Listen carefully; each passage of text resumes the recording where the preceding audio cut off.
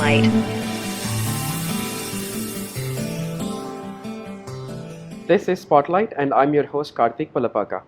My guest today is serial entrepreneur Ankit Oberoi. Ankit is a co-founder of AdPushup. AdPushup is an ad revenue optimization platform for online publishers. Ankit founded his first company in 2004, and now he's on to his third company. What's more interesting is he's a college dropout. Ankit, thank you very much for joining us today, and welcome to Spotlight. Thanks, Karthik. Thank you for having me. In 2004, I think it's fair to say that entrepreneurship is not looked upon very favorably by the society or family settings. So, how did that happen? How did entrepreneurship happen to you? So this was, purely like a hobby. Back in school, after school there was little I could do. I was just playing games and, basically just, exploring internet, and, this was something which was very interesting. So back in those days, I spent a lot of time spending, like just playing games and stuff. And I think one of those days, I just saw on the internet that people were selling something, skins, basically game skins, objects and stuff online, and that's when it hit me. There's something like that which is possible on the internet. You could just make stuff on a computer and sell it on the internet, and people were paying for it. So some guy I saw was making some really decent money just selling some skins and objects. So that's when I realized, and it was not something, in which I really needed to ask my parents or something, since this is not something, which required their approval. And it was all just curiosity.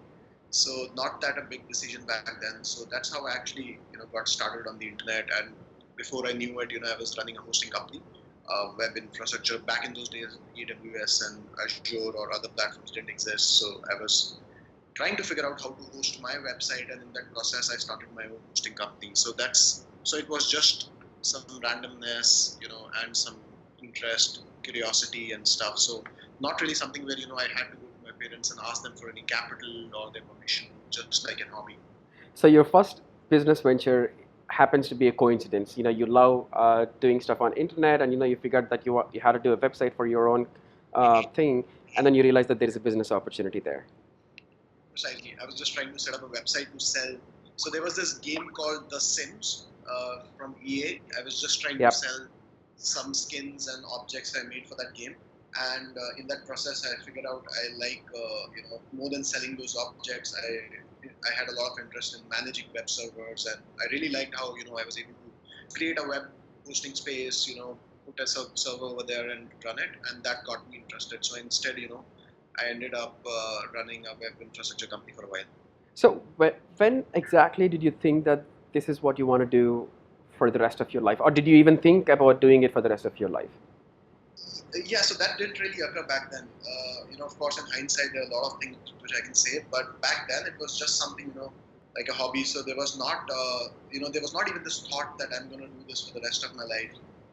It was just something which was, really interesting for me. And like a passion which I was pursuing. I had no plans what I was going to do about it, maybe 2 years down the line. It was just something in that moment which I really enjoyed.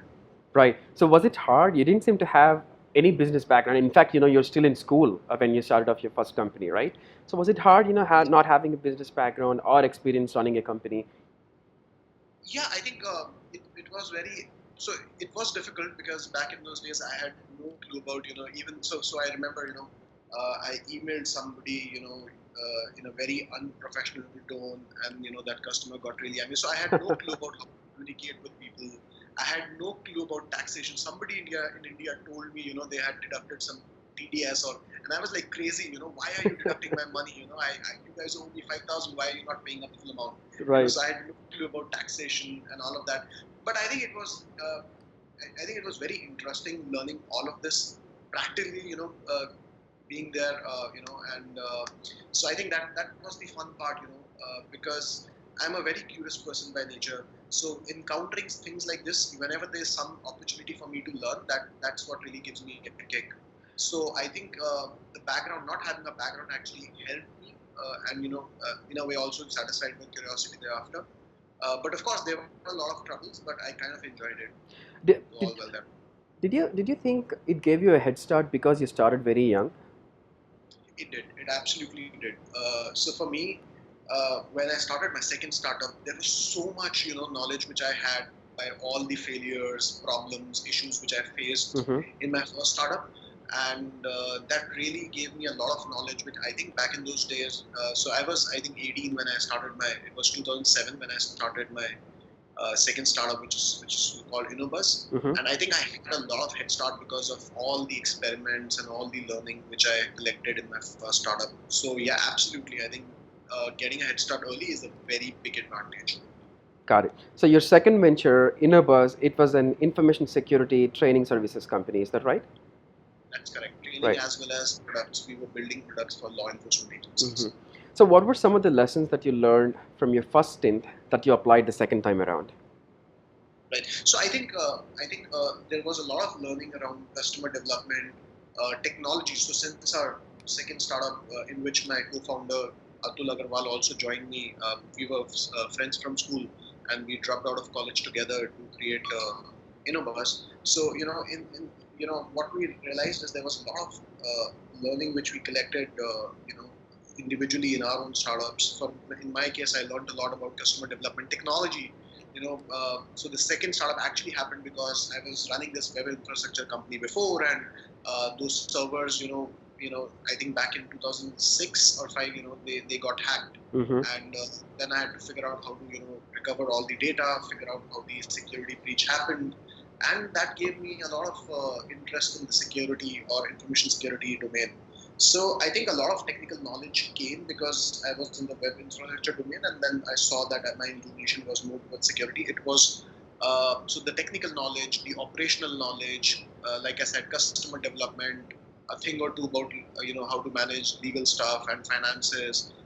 Since the first startup and the second, both of them were bootstrapped, it taught me a lot of lessons very early in my life Mm-hmm. about cash flow, about unit economics, and I think they were very valuable, for a person that at that age.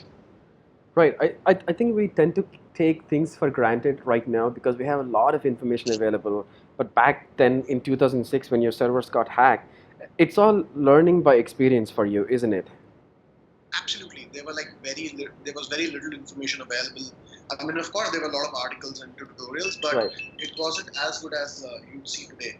And I think a lot of my learning also came, like you said, by practical experience, by talking to people. I had to meet like security experts back in those days. It was very difficult connecting with them. Those were the days of MSN Messenger. I connected with a lot of people, bugged them, and I think a lot of people really helped me. So whatever I learned was not just my individual, contribution. That way, it was. I think whatever I've learned is also because of all the people who've helped me in my journey so far. Mm.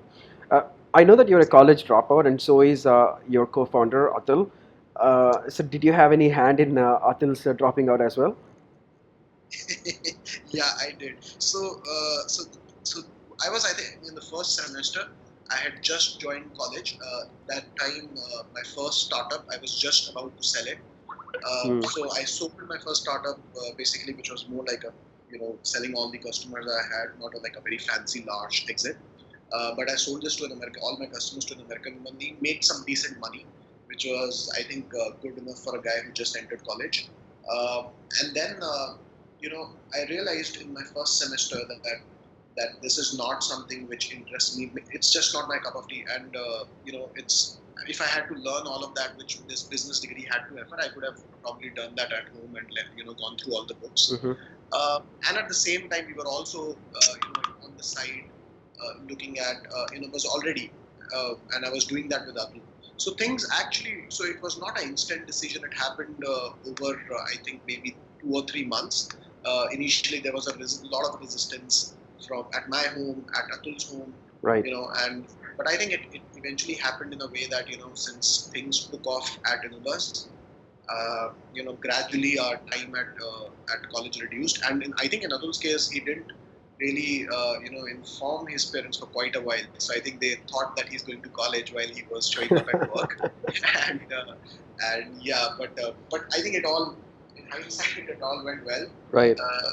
It was very interesting. It was a really exciting time for us. Doing a startup together. This was our first startup together back then, Mm-hmm.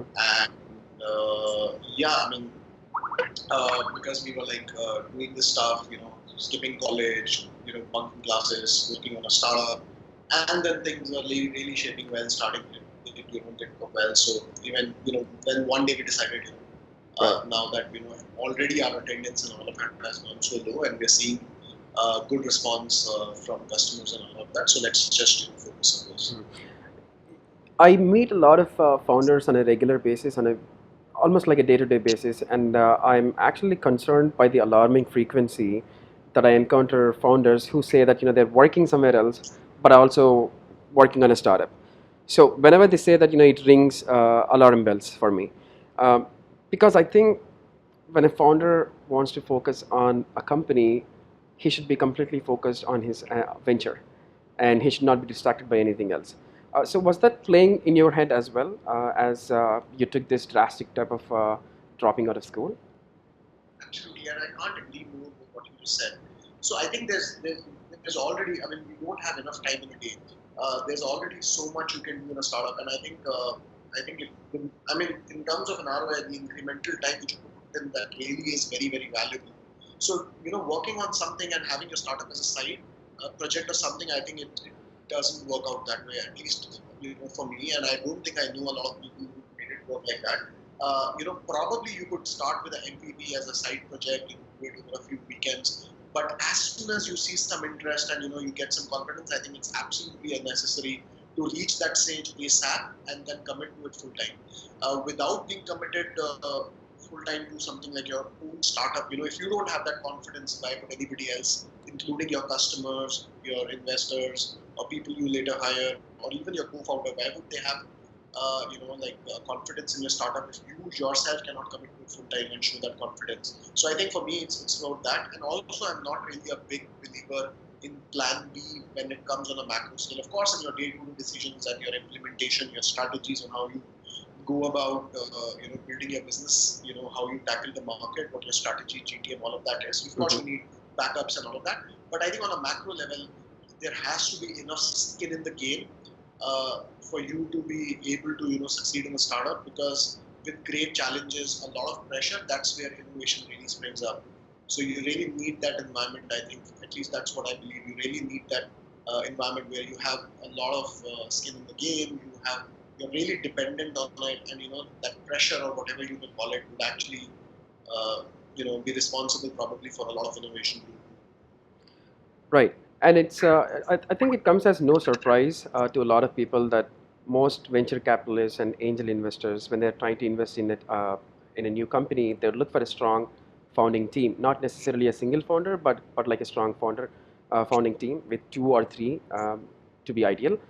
Uh, so when you and Atul started out, right? He has been your partner in crime for nearly a decade. How did Yeah. you think that you guys could do it well together? Right. I think for us it was something which happened gradually. We were friends from school. We shared our basically interests. We had a lot of common passions, interests. So for us, it was very natural since we were like best friends back in school.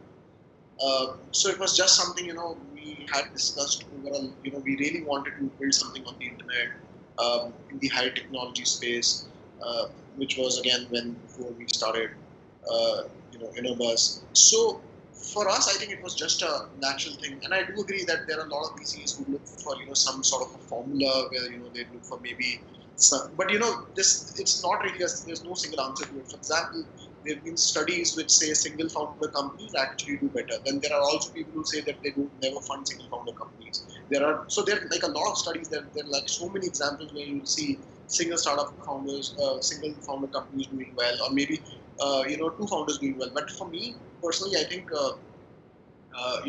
with Atul, it was just something which was very natural because we were like like very good friends. We had great bonding. A lot of people tell me they have difficulty finding co-founders. For me, it was never a problem because I was just, I think, I could say lucky, but also the fact that I was hanging around with people where which shared similar interests, and that that, and then the things click. Basically, that's. I also think of it, like a co-founder relationship in a way like marriage. You have to go through the ups, downs, really understand that person. You can't. I think it's very, in a way, immature to enter and co-found a startup with somebody who you barely know. So there has to be a background if you are really, inclined towards increasing the success percentage of a startup. Mhm. Right. This is Spotlight, and I'm your host Karthik Palapaka. My guest today is serial entrepreneur Ankit Oberoi. Ankit is a co-founder of AdPushup. So, Ankit, could you talk a little bit about AdPushup? Sure. So AdPushup helps web publishers test and optimize their online ad revenues.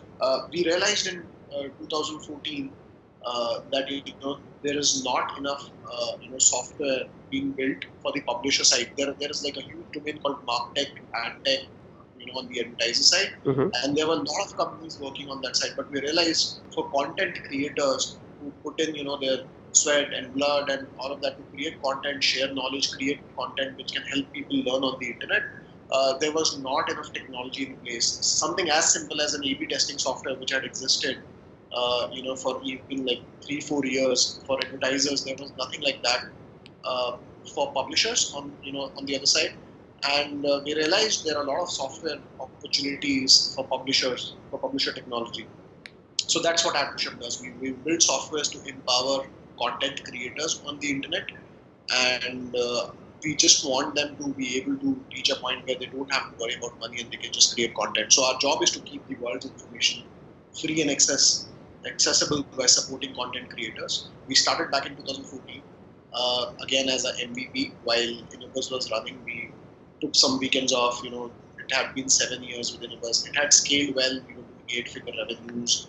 It was all bootstrap, but it got monotonous for us after 7 years. So we were just looking at this as a weekend project. Atul was the person who actually built the first MVP single-handedly with our core technology team as well. But I think he was leading it. And then there was another guy actually who was not single-handedly. He was working with Dheeraj, who was also part of our team at Innobus. He was responsible for the products we were building for the law enforcement agencies. So over a weekend or maybe two, they basically made this MVP. And I was working on content and distribution already, figuring out how we get early users. And I think once we launched, we saw very good traction, like millions of impressions in a matter of a month or so, without any promotion strategy or without much on that side, without contributing much on that side. So that was a really like a good signal for us. We realized that this is something which has need in the market, and I think maybe in a month or two we really decided to go full time on it, which we did. In 2014, we raised our first angel round, which came from prominent investors in India and US, including people like Paris, who was also a friend since a while, founder of visual website optimizer Vinify. Mhm. Then Amit Ranjan SlideShare, Jonathan, who was then the director of technology at Linden, Kima Ventures, Ravi Srivastava, Purvi Capital. So a lot of angel investors got together and backed us up.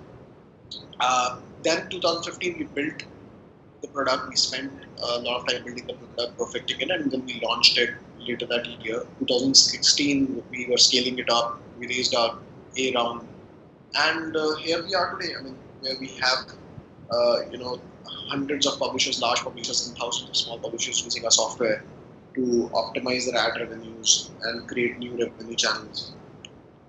That's a really inspiring story to tell, Ankit. Uh, so when you started scaling up in 2016, I think for most young startups, scaling their business is probably the highest priority. Do you agree with that? Absolutely, and I think there is a lot of great technology being built in India, but the challenge for a lot of founders is they don't understand this from a market point of view. So they don't work on the distribution. They don't understand how they will go out and sell.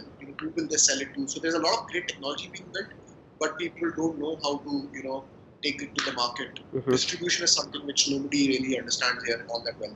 And I think this goes back to your previous point about knowing your customer and developing the customer base. Um, Yeah, in addition to keeping in mind how to reach out to them, right?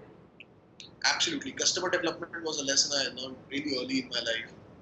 I think, and that has helped me a lot because whenever you're running a cash flow based company, I Mhm. think there's always this pressure. Of course, in some cases, maybe if you're working on really cutting edge technology, cash flow is something which can be a distraction sometimes. But I think this is more for R&D based startups or something like that. But generally, if you really want to raise capital and build something uh, which is something which should give immediate returns, I think cash flow unit economics are very important, and that is a lesson I learned in my first startup itself. Mhm. So that has really helped. Uh, I know you talked a little bit about your angel investors who believed in your story and who invested in you, and also the VC Series A funding that you raised in 2016. So let's talk a little bit about funding, right? There's a lot of debate going on these days, especially on among the Twitterati, about bootstrapping versus VC funding. And we know famously Sridhar Vembu of Zoho, he actively discourages entrepreneurs from taking money from VCs, right? But you obviously took the other path. So is there a philosophical reason why you went down this road, or is it more of a necessity, and that's why you did it? So it's not a necessity, and I would actually strongly recommend startups to not raise funds until they have their go-to-market sorted. Until you have like one channel, distribution channel, which is really sorted and you know how to scale it up. The money, I mean, it's just some common sense, right? Mm-hmm. Where would you use that money? If you're using that money probably to just figure out things, that's not the right thing to do. I think as I'm not sure if VCs would agree, but I think the expectation of a VC is to really scale things up. I know, of late in the last 5 years or so, the time frame or the entry barriers have also reduced, but also the time frame where VCs put in money has gone down, and they've come to very early stage startups. Mm-hmm. But at core, VCs really look for growth. Unless you have some sort of a distribution channel which is repeatable, scalable, predictable, unless that is sorted, I think it's not. I wouldn't recommend anybody to raise funds until they've not sorted that out. So it's not a necessity, especially when it comes to software startups. Regarding the later part of your question, it's not a necessity anymore. I see a lot of software startups who've managed to sell their software really well without any external funding. They're cash flow positive. So all of that. So it actually depends if you're doing a B2B, B2C, what kind of startup, enterprise, software, SMB, a lot of parameters. But if you're running, let's say, a SaaS SMB, raising funds is really not a necessity that these days. Hmm. So, in addition to the VCs providing you the investments, are there any other expectations that founders should have from the VCs or the angel investors?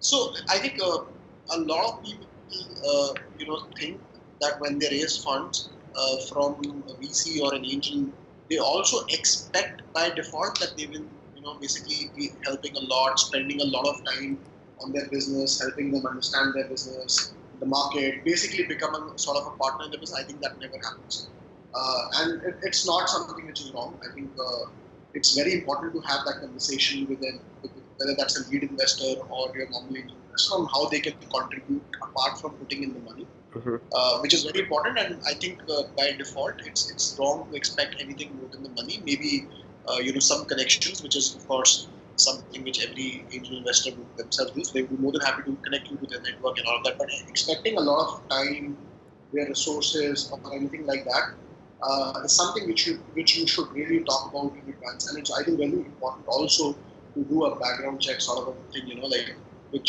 like a due diligence sort of a thing, on every angel investor or VC you're taking money from. Mm-hmm. For startups as well, a lot of startups don't do that, uh, and I think it can't be stressed on enough that every startup needs to really do that, and also that due diligence. Just talk to some companies which they've previously invested in, or like they've been backing. Yeah, I completely agree with you. In many ways, it's like a marriage between the VC or the angel investors and the startups. And I think uh, what do these stakeholders bring to the table is very key to startups. So when you're not working on AdPushup, what would your typical day look like, Ankit? Uh, so it's strange, but I think I spend most of my time working on AdPushup. But yeah, if I'm not doing that, I'd probably be either traveling, and I can't get enough of it. But yeah, I will either be traveling, or very recently I've started learning Japanese because we've made partners there, and I find their culture very, very interesting. So I've started learning Japanese and also reading kanji. So I'm trying to learn all their alphabets, kanji alphabets right now. Also trying my hand, maybe 1 hour or 2 hour a week on synthesizer. So that, but no extensive core hobbies or interests like that. I'm just exploring a lot of things inside that. That's all. That's very interesting, Ankit. I don't know how easy or difficult it is to learn Japanese, but that seems very, very interesting nonetheless. Yeah, I think that's because I generally like learning languages. I think it's also very good from a brain development point of view because if you like really expose yourself to new languages, to new cultures, to basically new things, it's great for developing and keeping your brain healthy. So it's like an exercise for the brain. I completely agree with you. I've been trying to learn Spanish for quite some time now. I'm not able to make enough progress that I would like, Okay, but I'm keeping at it. of course. So, what's next for you personally and for AdPushup in the next 1 to 2 years? I usually don't like to give what is your plan in your next 5 years because it's very difficult for a startup entrepreneur to plan out 5 years ahead of today. So, what's next for you? Absolutely, and I absolutely hate it when people ask, like what even some people would even ask for projections. Some VCs or funds would probably be asking for projections 5 years. I don't know what's going to happen next year, so I think that's absolutely correct. For me, I think right now we're at a stage where we're really focusing on scaling up our business. We are looking at now we've reached a point. So whenever you reach a new stage, a lot of strategies, a lot of plans change. And as a startup, if you don't do that, that's how you die. So we are at a stage where we've just started scaling up a lot. So we're trying to figure out which is very exciting for us. Figure out new strategies on scale, making this 10x. So all the strategies which we used to reach this point are at a stage where now we need to fuel them up again and find new strategies. So we're looking at how to scale 10x from here and building all the plans and strategies for that. And that's what keeps me very excited at work at this point in time. So yeah, we're really looking forward to that growth, and I think the next 1.5 2 years is really going to be interesting, exciting for us because we've really made some sort of audacious plans, which we at least have thought about, which we think will be great challenges internally for not just the co-founders, that is me and my co-founder, but also for the rest of the team. We're also building. We've reached so far. We've had a flat hierarchy. We're reaching a point where we're trying to build some sort of a layer now. Like a management layer, management, just developing that, which is also going to be. We've done this at a startup before, but we're like from all that learning, trying to build something which is even better. So which will also promote our culture. So we're also doing that. So all of this is very exciting, uh, and that's what we're looking forward to right now. Sounds good. And on that note, I would like to start my rapid fire round. So these are basically quick questions, and I would request you to give like one word answers or like short answers if possible, right? Okay, So here we go. The first question. When I say startup, what color comes to your mind? red. Interesting. Most favorite Indian startup? Most favorite Indian startup. Okay, that's not Indian. Okay, most favorite Indian startup. Orange Scape, I think, or even let me change that. Since I'm so interested. Okay, this is not rapid fire, but yeah, I think OrangeScape is a good startup because of the product they built. All I right. also admire what OrangeScape. Yep, go ahead. I've also admired how Girish has built his startup, so that's also very nice. So my interest is of course softwares. So that Great. Your idol? I'm sorry, Do you have an idol? no, I don't have an idea. Okay. Three qualities of an entrepreneur. Persistence, curiosity, and I think being humble is also important. Great. And I know you're from Delhi and I'm in Bangalore, but what is the ideal place for starting up in India? I don't know Goa, but it's not something which is I think with people really can understand and do remote work, which we're also promoting in our company, I think your region is really not a barrier. So wherever a founder is comfortable. But of course, if I have to do it all over again, I'd probably do it in Goa. Yeah, I think Goa sounds like a very good place. So one book you recommend for every entrepreneur to read? So maybe not a really startup book, but Stay Hungry, Stay Foolish. That was the first book I read. As a, I mean, it gave me a lot of knowledge about finance and all that stuff. Not really a startup book, but I would recommend all. Right, it was just something my first book, so I have sort of for that. Right. The whole country is raving about this movie Bahubali, which released like 3 weeks ago. So I'm compelled to ask you this question: what is your most favorite movie? My most favorite movie is Back to the Future trilogy. Ah, I'm like science fiction sort of a fan, sci-fi, thrillers, stuff like that. So for me, it's Back to the Future. excellent. Steve Jobs or Bill Gates? Steve Jobs. Thank you, Ankit. It was a pleasure talking to you. Ankit is a Thank you. co-founder of AdPushup, an ad revenue optimization solution. To learn more about AdPushup, go to adpushup.com. You're listening to Spotlight, and I'm your host, Karthik Pulapaka. If you are a founder and would like to share your story, then log on to www.thehackerstreet.com/spotlight. Until next time, have a good one.